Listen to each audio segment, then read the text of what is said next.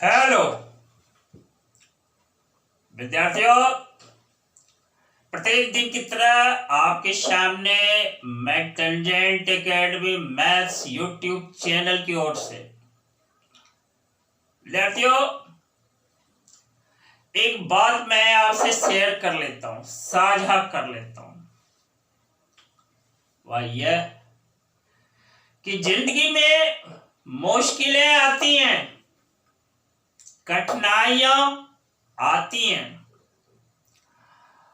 और बड़ी बड़ी चुनौतियां आती रहती हैं। आप बच्चों को घबराना नहीं है, बल्कि उसका डटकर सामना करना है। और ऐसा क्यों? वो इसलिए कि गिरकर उठने वाले को ही बाजीगर कहते हैं और आपको बाजीगर बनना है। इसके लिए विद्यार्थियों आइए मैं थोड़ा पैराग्राफ चेंज करता हूं। मैं आपके लिए 3 डायमेंशनल ज्योमेट्री से एक कंटेंट्स लाया हूं खोजकर, और वह कंटेंट्स एज ए क्वेश्चन के रूप में आपके सामने इस बोर्ड पर लिखा हुआ है। इसको क्लियरली पढ़ने का काम करेंगे और इसके अंदर जो कंसेप्ट छुपा पड़ा है उसको निकालने का प्रयास करेंगे। प्रयास नहीं, निकालेंगे। देखिए लिखा हुआ है, find the Cartesian equation of the line which passes through the point -2, 4 and -5। ध्यान देना, इसको थोड़ा सा एक्सप्लेन कर देता हूं अपने शब्दों में। एक पॉइंट है, यह पॉइंट -2, 4 और -5 है, यानी इस पॉइंट का कोऑर्डिनेट्स है, कार्टेशियन कोऑर्डिनेट्स है।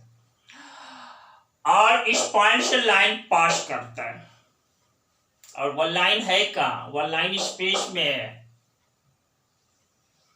और देखो, and parallel to the given by, और वह लाइन जो इस पॉइंट से पास करता है, गिवन पॉइंट से, इस दिए हुए लाइन के पैरेलल है। यह लाइन, वह लाइन का इक्वेशन है क्या? इस लाइन का इक्वेशन है x + 3/3 = y - 4/5 = z + 8/6। अब दूसरे शब्दों में सीख लो कि ये एक लाइन है, या Cartesian equation of the line है। इस लाइन के पैरेलल एक स्ट्रेट लाइन का इक्वेशन लिखना है जो पॉइंट -2, 4 एंड -5 से पास करता है। आइए लिख डालते हैं। देखो यहां पर मैं एक स्ट्रेट लाइन ड्रॉ कर दिया। एज्यूम कर लेना दिस स्ट्रेट लाइन एग्जिस्ट कर रहा है स्पेस में, किसी प्लेन पर नहीं है, स्पेस में एग्जिस्ट कर रहा है। और इस लाइन का नाम भी मैंने एल दे दिया। देखो इसी का इक्वेशन दिया हुआ है, x + 3/3 = y - 4/5 = z + 8/6। और देखो इस एक पॉइंट है, इस पॉइंट को मैं P कर देता हूं, नाम दे देता हूं इस पॉइंट को P। और देखो इस पॉइंट का कोऑर्डिनेट्स जो है ना, -2, 4 और -5 है। और इस पॉइंट P से होकर इस लाइन L के पैरेलल एक दूसरा लाइन गुजर रहा है। इस लाइन का इक्वेशन लिखना है। और कौन सा equation? Cartesian equation, vector equation का यहां जिक्र नहीं है। तो देखो यही लाइन और इसी का इक्वेशन। सबसे पहले फॉर्मूला को रिकॉल करता हूं। फॉर्मूला पिछले क्लास में हम पढ़ा चुके हैं। फॉर्मूला है क्या? Cartesian equation of the line लिख देते हैं यहां पर। देखो